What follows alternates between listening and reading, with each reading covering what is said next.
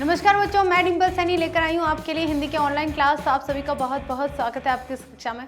तो देखिए बच्चों, हम पढ़ रहे हैं Bihar board 12th class Hindi, जिसकी बुक का नाम है दिगंत भाग 2। और दिगंत भाग 2 में अभी तक हमने गद्य भाग पूरा पढ़ लिया है।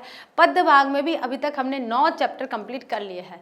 आज जो हम शुरू करने जा रहे हैं चैप्टर नंबर 10, और जो लिखा गया है रघुवीर सहाय जी के द्वारा। शुरू करते हैं हमारा लेक्चर नंबर 1। यहाँ लिखेंगे रघुवीर सहाय जी।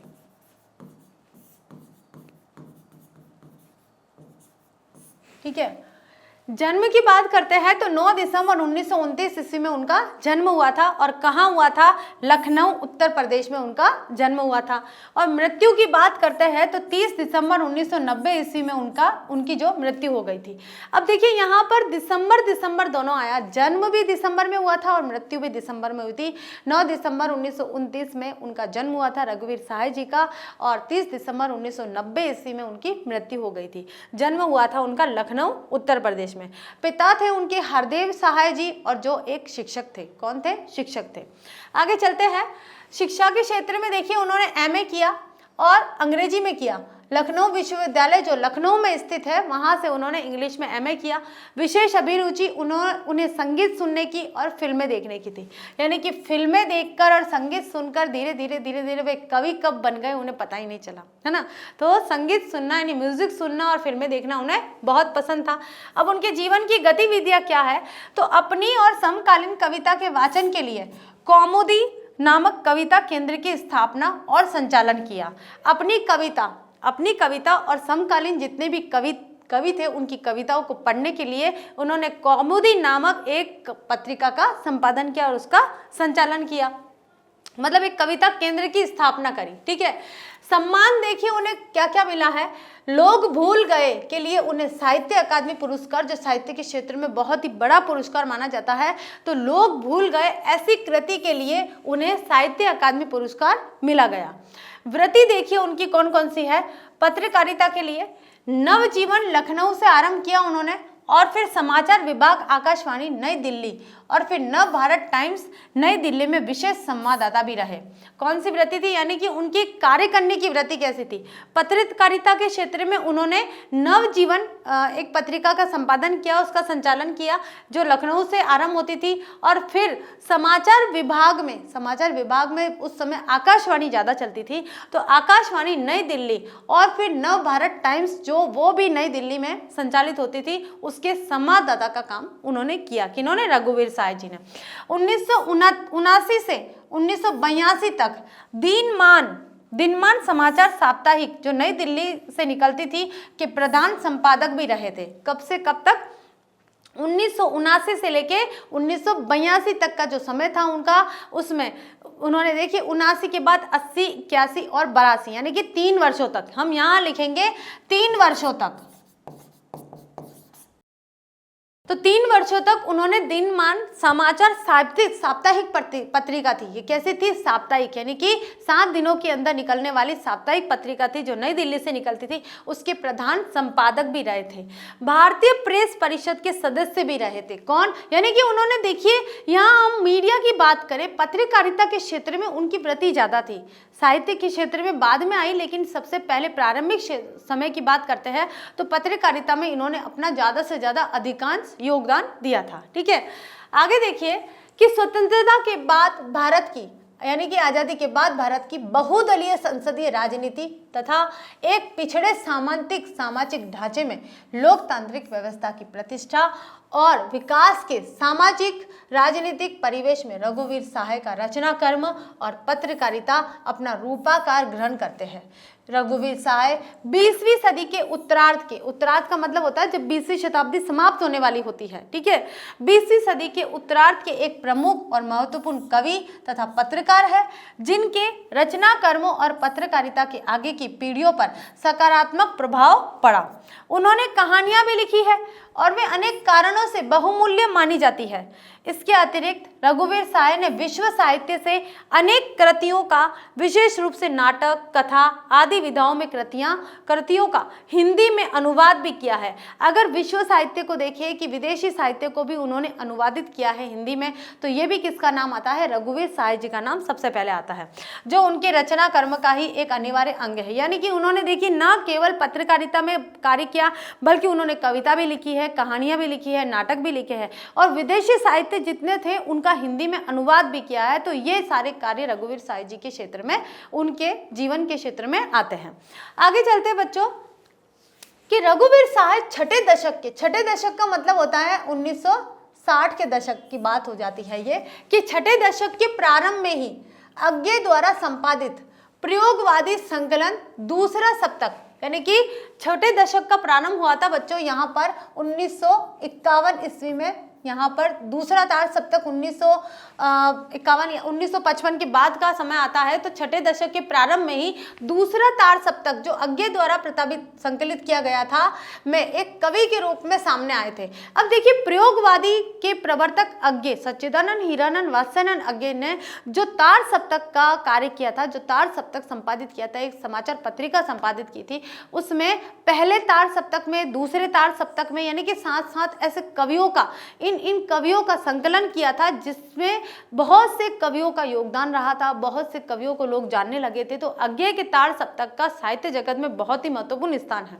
कई बार जितने भी जीवन परिचय पढ़ते हैं, किसी भी क्षेत्र में पढ़ते हैं, चाहे आप किसी भी राज्य के लोकल बोर्ड की बात करें या एनसीईआरटी की बात करें, तो उसमें तार सप्तक का नाम बहुत ज़्यादा आता है, क्योंकि अज्ञे का जो तार सप्तक है वो साहित्य में बहुत महत्वपूर्ण स्थान रखता है। आए थे अज्ञे के सप्तकों और प्रयोगवाद की सबसे बड़ी भूमिका यह है कि छायावाद आदि पिछले काव्य आंदोलनों के बचे कुचे प्रभावों और संस्कारों से नए प्रयोगों द्वारा पूरी तरह मुक्त होकर कविता की अग्रगति और विकास के लिए नई रचना भूमि, नई भाषा, मुहावरा, रचना तंत्र की उद्भावना की शुरुआत हुई है। अब देखिए क्या करा था कि प्रयोगवाद के प्रवर्तक अज्ञे जी ने तार सप्तक के संपादन के साथ में उनका जो उद्देश्य था वो ये था कि छायावाद की जो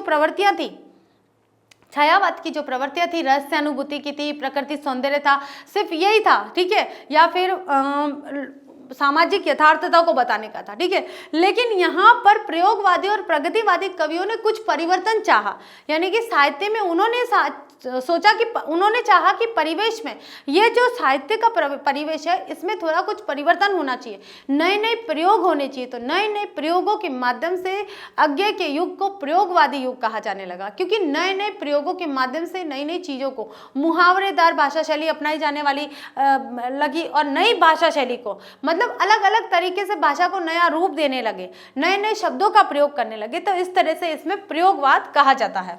सप्तकों और प्रयोगवाद के द्वारा वास्तविक अर्थों में सम्मिलित रूप से नई कविता की पीठिका रची जा सकी और नए साहित्य चिंतन और रचना उपक्रम की प्रस्तावना की जा सकी।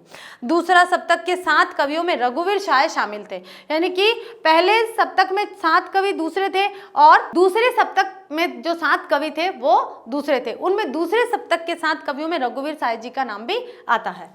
आगे देखते हैं बच्चों कि उनकी कविता संवेदना, सरोकार, विषय वस्तु, अनुभव, भाषा शिल्प आदि अनेक तलों पर अपने संकल्प और व्यवहार में नई थी। उनकी विशिष्ट मनोरचना और व्यक्तित्व की अभिव्यक्ति कहानियों और उनकी पत्रकारिता में भी हुई है। एक नया क्षितिज खुल पड़ा है। निश्चय ही इस बड़ी युगांतरकारी घटना में अनेक कवियों, रचनाकारों की भूमिका थी। यह एक सामूहिक प्रयत्न था इस समय, और पर इस सामूहिक प्रयत्न में रघुवीर सहाय बिना अगल बगल झांके अपनी समूची क्षमता और ईमानदार संलग्नता के साथ जुटे रहे। यानी कि रघुवीर सहाय जी ने इधर उधर कुछ तलाशने की कोशिश नहीं की। उन्होंने जो भी रचना की, अपनी मौलिक रचना की, अपने मन की अपनी मौलिक रचनाओं को उन्होंने तार सप्तक के माध्यम से प्रस्तुत किया है। यह सिलसिला आगे तक चलता रहा और लगभग उनकी रचना दर्शन का अंग बन गया। रघुवीर सहाय की कविता ऊपर कथित अपने परिवेश से उलझकर और उसके प्रति अनुभूत सच्चाई की साहसपूर्ण प्रतिक्रिया व्यक्त करते हुए ही अपना औचित्य और सार्थकता हासिल करती गई। यानी कि रघुवीर सहाय जी की जो कविताएं थी वो किसी और उलझन में नहीं बंधी है, यानी कि वे कह रहे हैं कि अपने परिवेश से उलझकर, मतलब बिल्कुल ही उलझकर और उसके प्रति अनुभूत सच्चाई को, अपना जो परिवेश था, उनका जो समय था, उस समय के अंदर बंद कर और वहां की उस समय के वातावरण की सच्चाई को, यथार्थ को उन्होंने प्रस्तुत किया था। ठीक है, साहसपूर्ण प्रतिक्रिया को व्यक्त करते हुए ही अपना औचित्य यानी कि मेरी जो कविता है वो कितनी उचित है, कितनी सार्थक है, और सार्थकता हासिल की।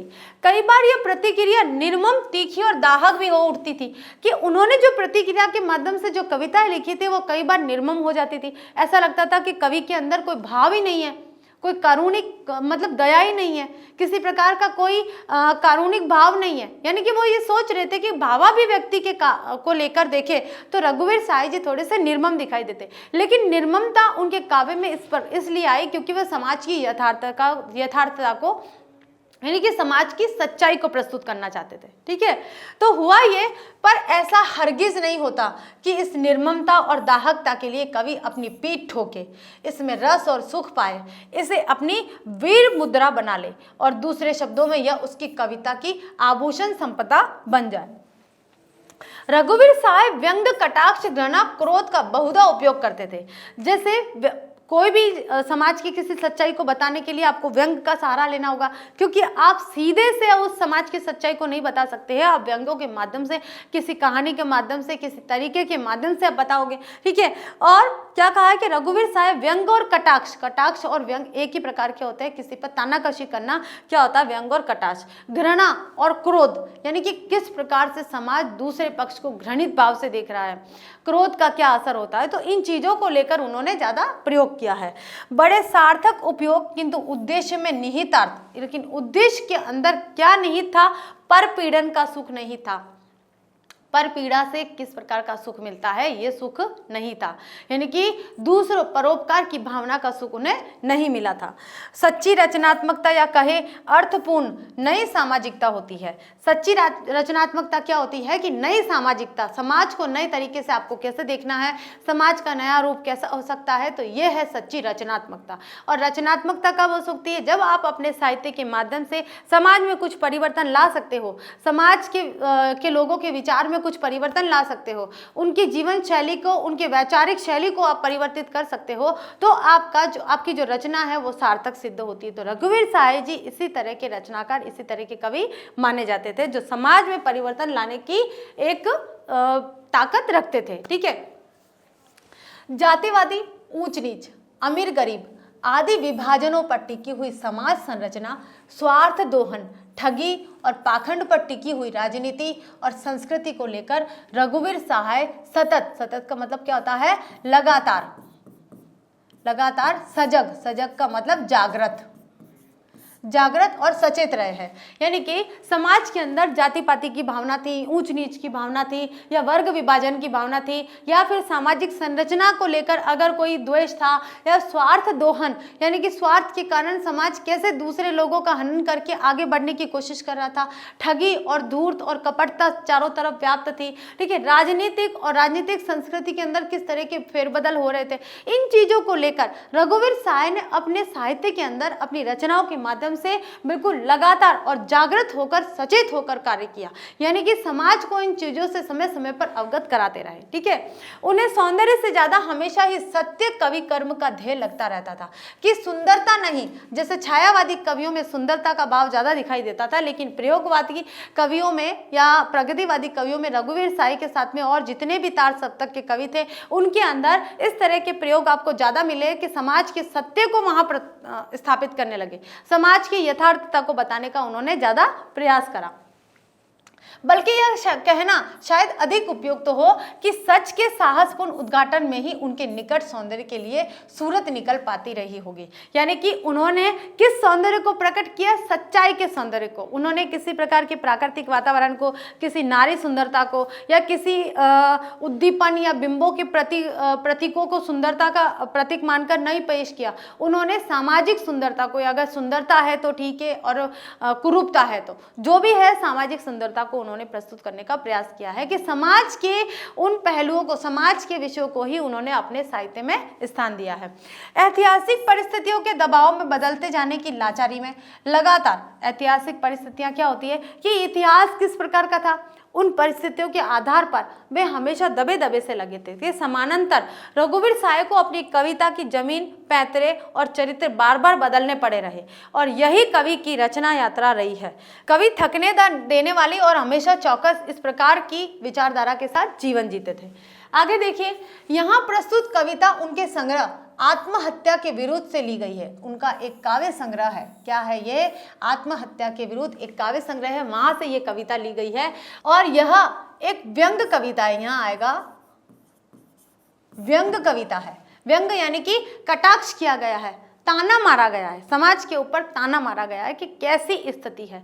तो उस कटाक्ष को किस माध्यम से उन्होंने बताने का प्रयत्न किया है, ये देखेंगे हम कि ऐसी व्यंग कविता जिसमें हास्य नहीं है, हंसना नहीं है, आजादी के बाद के सत्ताधारी वर्ग के प्रति, आजादी के बाद जिन्होंने भी सत्ता संभाली, देखिए बहुत बड़ी बात बताई है कि आजादी के बाद जो भी सत्ताधारी वर्ग था उनके प्रति रोषपूर्ण का मतलब होता है क्रोध स्वरूप, क्रोधपूर्ण तिक्त कटाक्ष है। कटाक्ष यानी व्यंग है, ठीक है। राष्ट्रीय गान में निहित अधिनायक शब्द को लेकर, क्या है, राष्ट्रीय गान में एक अधिनायक शब्द आता है। जब भी आप गाते हो तो जन गण मन अधिनायक, ठीक है। तो राष्ट्रीय गान में निहित अधिनायक शब्द को लेकर यह व्यंग्यात्मक कटाक्ष है। आज़ादी हासिल होने के बाद इतने वर्षों, आज़ादी हासिल होने के इतने वर्षों के बाद भी आम आदमी आएगा, आदमी की हालत में कोई बदलाव नहीं आया है।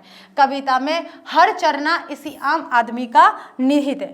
वह एक स्कूल जाने वाला बदहाल गरीब लड़का है जो अपनी आर्थिक सामाजिक हालत के विपरीत और रिक्त अवकाश सरकारी स्कूल में पढ़ता है, ठीक है। इस तरह की कविता का यहाँ पर एक कथानक प्रस्तुत किया गया है कि कवि यहाँ पर कह रहे हैं, रघुवीर सहाय जी का जो विचार है वो ये है कि जब आज़ादी मिल जाती है तब जो सत्ताधारी है, जो भी पार्टी, जो भी दल वहाँ पर सत्ताधारी है, शासन को संभालने के लिए आ जाते हैं, हमारी लोकतंत्रात्मक शासन प्रणाली के पक्षधर हो जाते हैं, प्रमुख बन जाते हैं, वे उनके ऊपर कटाक्ष किया गया है, उनके ऊपर क्रोध स्वरूप, रोष स्वरूप, ठीक है, मतलब एक असंतोष की भावना से व्यंग्यात्मक कटाक्ष किया गया है कि आज़ादी के इतने वर्षों बाद भी आदमी की हालत जो आज़ादी के पहले थी वही है, क्यों नहीं सुधर पाई है? क्या सरकार कुछ ऐसे कदम नहीं उठा रही है? तो ऐसे अलग अलग चीज़ों से, अलग अलग व्यंगों के माध्यम से यहाँ ये बताया गया है। और एक अधिनायक शब्द जो हमारे राष्ट्रीय गान के अंतर्गत है, उस अधिनायक शब्द की व्याख्या की गई है कि इस शब्द को लेकर व्यंग किया गया है कि अधिनायक किसके लिए आया है, किस लिए हम अधिनायक बोल रहे हैं, इस शब्द को भी यहाँ बताया गया है। आगे देखिए कि राष्ट्रीय त्योहार के दिन झंडा फहराए जाने के जलसे में वह फटा सुथन्ना ने वही राष्ट्रगान दोहराता है जिसमें इस लोकतंत्रात्मक व्यवस्था में भी न जाने किस अधिनायक का गुणगान किया जा रहा है। अब देखिए क्या बताया उन्होंने कि जब राष्ट्रीय त्योहार होते हैं, हमारे गणतंत्र दिवस या स्वतंत्रता दिवस जो भी है, 15 अगस्त को जो आता है, 26 जनवरी को आता है, तो इन राष्ट्रीय त्योहारों के दिन जब झंडा फहराया जाता है और झंडा लहराया जाता है, दोनों ही अवसरों पर जब झंडा तो फहरा रहे और झंडा लहरा रहे, जलसा मना रहे हैं, लेकिन जो फटा सुथन्ना ने वही राष्ट्रगान दोहराता है। जो एक बालक स्कूल जाता है, वो इतनी उसकी आर्थिक विपन्नता है, यानी कि उसकी आर्थिक हालत बहुत खराब है और अपने फटे हुए कपड़े पहनकर वो राष्ट्रगान गा रहा है, तो ये भी एक व्यंग्यात्मक बात कही है जिसमें इस लोकतंत्रात्मक व्यवस्था में भी न जाने किस अधिनायक का गुणगान किया जा रहा है कि लोकतंत्रात्मक गणराज्य है, हमारा देश जनतंत्र है, गणतंत्र है, लोकतंत्र है। फिर अधिनायक शब्द किसके लिए आया है, अधिनायक शब्द की व्याख्या क्यों की गई है? तो अधिनायक शब्द यानी कि किस अधिनायक का गुणगान किया जा रहा है? अधिनायक तो यहाँ कोई है ही नहीं, कोई राजा तो है ही नहीं, फिर किसका गुणगान किया जा रहा है? यहाँ तो देश है, जनता का गुणगान करना चाहिए क्योंकि जनता का शासन है। तो कवि ने यहाँ पर एक कटाक्ष करा है। सत्ताधारी वर्ग बदर हुए जनतांत्रिक संविधान से चलती इस व्यवस्था में भी राजसी ठाट बाट वाले भड़कीले दो चार दाव के साथ इस जल में शिरकत कर अपना गुणगान अधिनायक के रूप में करवाए जा रहा है। कविता में निहितार्थ ध्वनि यह है मानो कि सत्ताधारी वर्ग की प्रच्छन्न लालसा हो, प्रच्छन्न का मतलब होता है छिपी हुई, कि भले ही सत्ताधारी वर्ग जो है लोकतांत्रिक गणराज्य का प्रमुख बन के बैठा है ना, गणतंत्र का प्रमुख बन के बैठा है, लेकिन उसके मन में एक छिपी हुई अभिलाषा है कि वह अधिनायक है, सच में वह अधिनायक है। तो उस समय आजादी के बाद जिसने भी सत्ता संभाली थी उस पर सीधा व्यंग किया गया है कि कहीं ना कहीं यह अधिनायक बनना चाहता है, इसीलिए इस हमारे राष्ट्रगान में अधिनायक तत्व को, अधिनायक शब्द को रखा गया है। अर्थात तानाशाह बनने की, यानी कि अभी भी वो तानाशाह, अभी भी हमारे देश में तानाशाही शासन चलाने की ये अपनी मनोकामना करना चाहते हैं। अब देखिए रघुवीर साय जी के द्वारा ही लिखा गया है कि समाज में रहते हुए मैं दाढ़ी बढ़ाकर नहीं घूमता, कपड़े इस तरह के नहीं पहनता कि लोग कह उठे वह देखो वह कवि आया, और बात इस तरह से नहीं करता कि लोग परे हटकर अदब से बैठे, पर बात इस तरह जरूर करता हूं कि सिर्फ वे ही लोग दोबारा मिलना चाहे जो निर्भय है और बिना अकारण आदर दिखाए या अकारण आदर मांगे दोबारा मिल सके, ऐसी मेरी अभिलाषा है। ये रघुवीर साय जी के द्वारा लिखा गया है। तो इस तरह से देखिए बच्चों, आज हमारा Bihar board 12th class Hindi में दिगंत भाग 2 का 10th चैप्टर स्टार्ट हो चुका है। आज हमने रघुवीर साय जी का जीवन परिचय पढ़ लिया है। अगली इनकी जो लिखी गई कविता है अधिनायक, वो हम पढ़ेंगे और जानेंगे कि अधिनायक शब्द को लेकर उन्होंने अपनी कविता के माध्यम से क्या बताया है और क्या विचार प्रस्तुत किए। हमारे लिए भी ये बहुत नई बात है, हम भी जानेंगे कि अधिनायक जो कविता है उसमें क्या विश्लेषण किया गया है। तो आज की क्लास यहीं समाप्त होती है। अगली क्लास में हम फिर से हाजिर होते हैं। तब तक के लिए थैंक यू।